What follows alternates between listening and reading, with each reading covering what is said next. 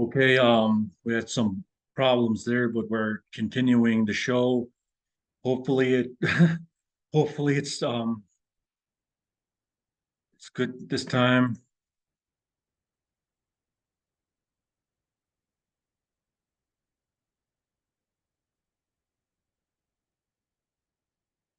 Okay, we were yeah, I'm gonna have to go back to Copper Center.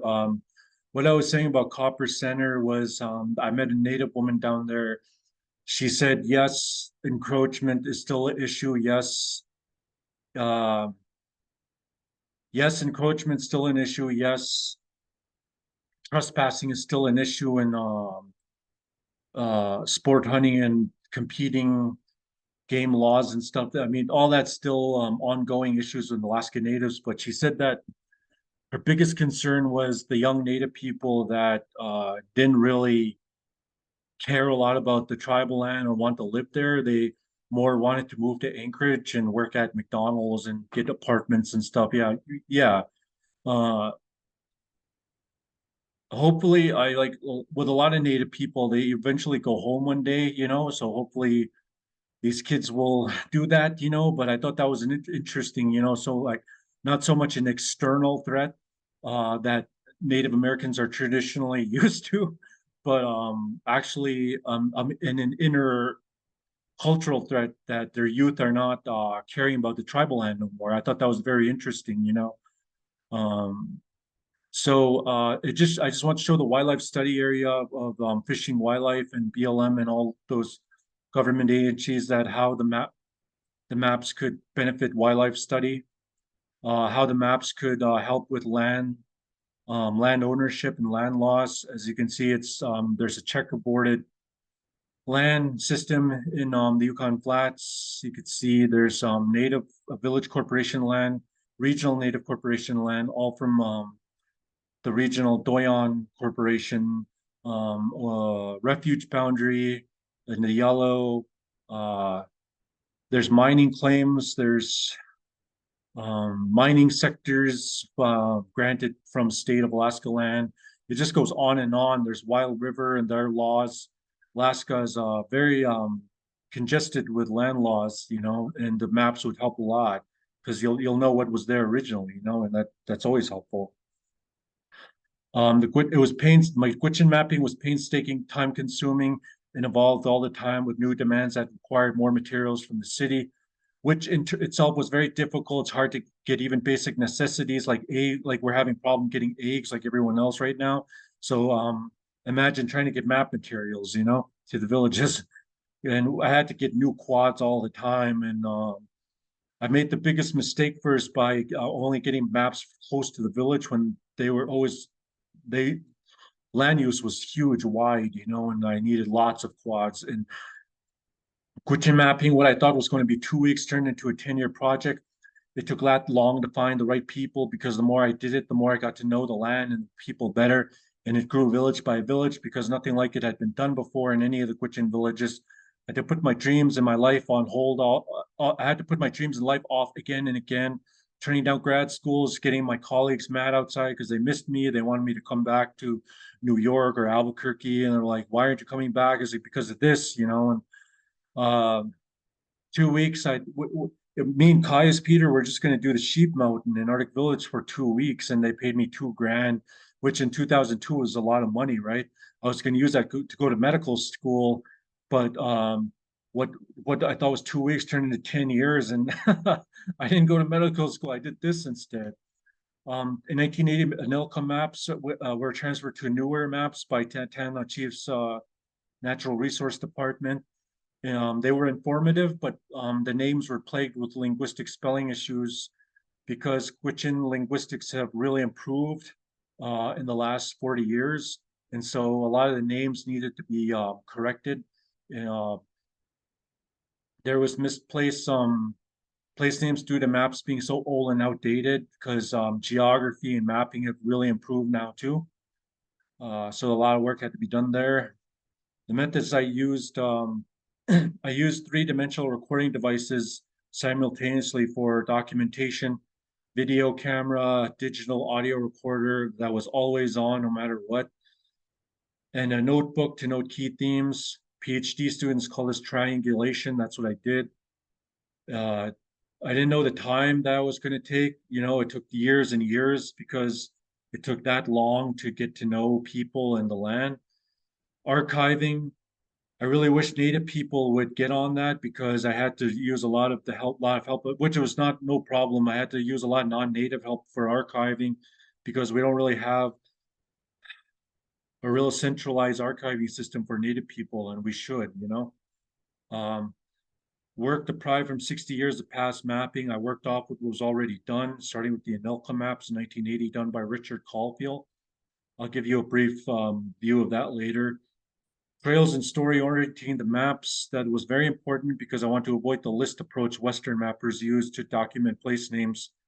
What Western mappers do, and no, nothing against them, actually use their maps as stepping stones for mine. So I actually respect what they did. Now, actually, my work wouldn't even be possible, but because of what they did, you know. So, but however, the method they use is that they list the names, but they don't really tell you why they're there. They don't connect the names. They don't know. There was nothing done with trails, and that's what I did. I literally connected the dots by drawing the trails. The lower Gwich'in regions were different in geography, subsistence, and political statuses, so this had to be taken into account. What I'm talking about is that Vinnytine and Arctic Village is on reservation land, and Fort Yukon is Inksa Corporation land, along with Fishing and Wildlife and Village Corporation land. And I think I showed you, yeah, some names were lost forever because they were so old that even my grandpa didn't understand them, and Paul Herbert didn't understand them, and Lawrence Robertson understand those guys I just named. They're three of probably five people left on the planet Earth that know knowledge that old of Gwich'in material. So if they don't know, nobody knows. And at that point, you just let them go. You know, I mean, you could guess, but yeah, I mean, there were some names that were really long and really old that yeah, you'd have to know linguistics to know what I'm talking about. We just had to let some go because they were just too old.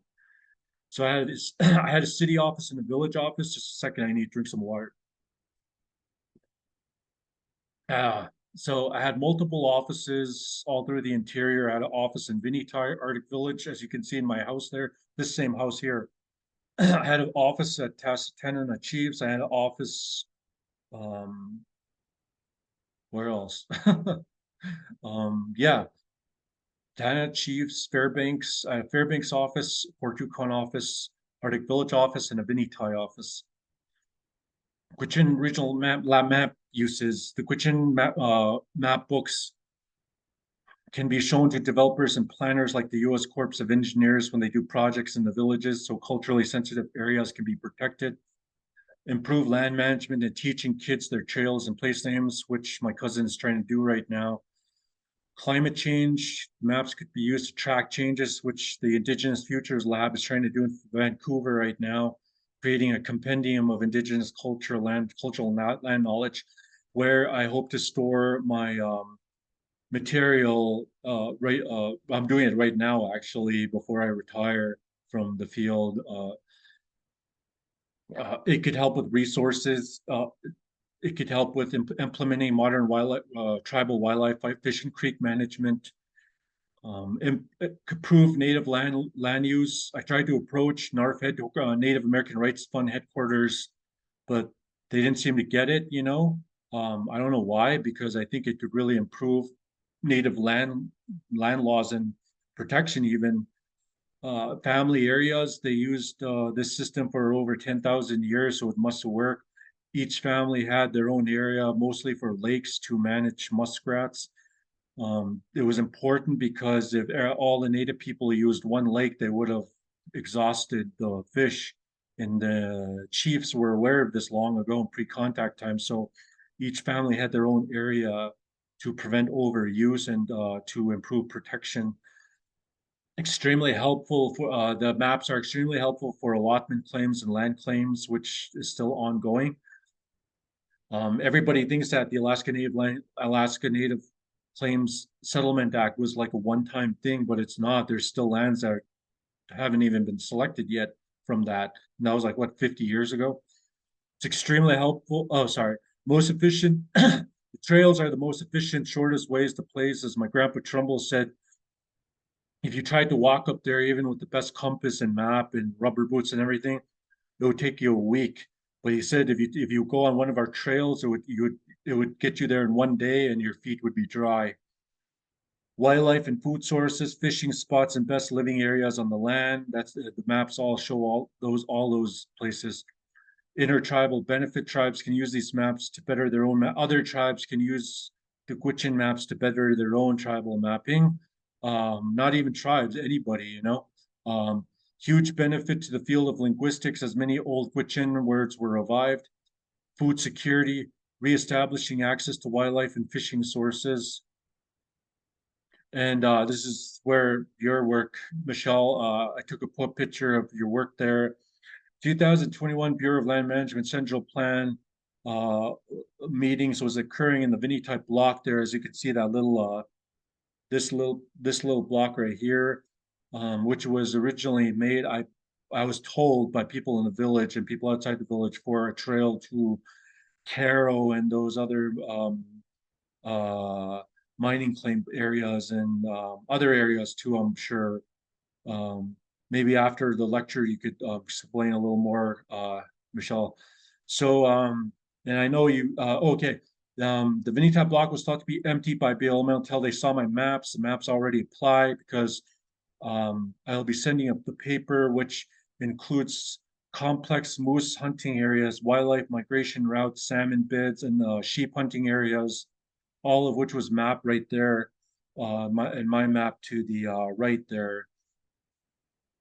Traditional maps are sometimes proven more accurate and helpful than Western maps and satellites.